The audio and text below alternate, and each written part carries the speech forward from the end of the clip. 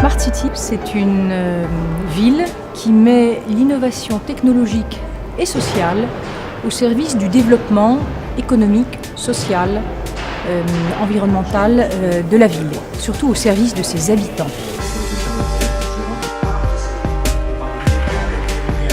Alors, la façon dont nous voyons la Smart City, c'est effectivement une ville qui met à profit l'intelligence collective et la technologie pour apporter des nouveaux services aux citoyens, pour assurer le développement économique et le lien social sur un territoire.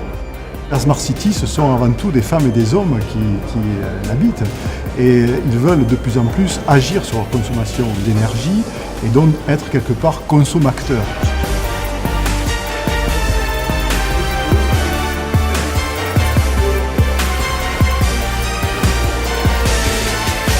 Smart City, c'est la ville de demain, la nouvelle urbanisation, de se dire comment faire évoluer le logement, les bureaux, dans un cadre plus économique, dans une économie d'énergie et vivre mieux dans un quartier. Montpellier n'a pas attendu le 21e siècle pour être intelligente. Ça a toujours été une ville d'accueil sur tout le pourtour méditerranéen et toute son histoire démontre justement cette capacité à se renouveler, à s'organiser, à se remettre en question, à être créative.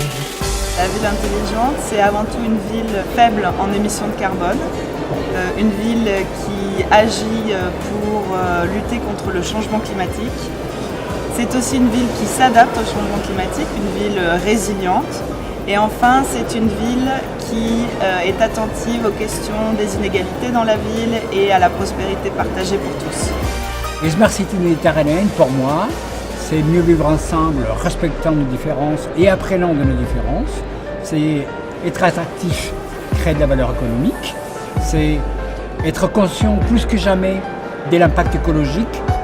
On a besoin que toutes les villes qui sont engagées participent dans des réseaux d'échange et développent des collaborations.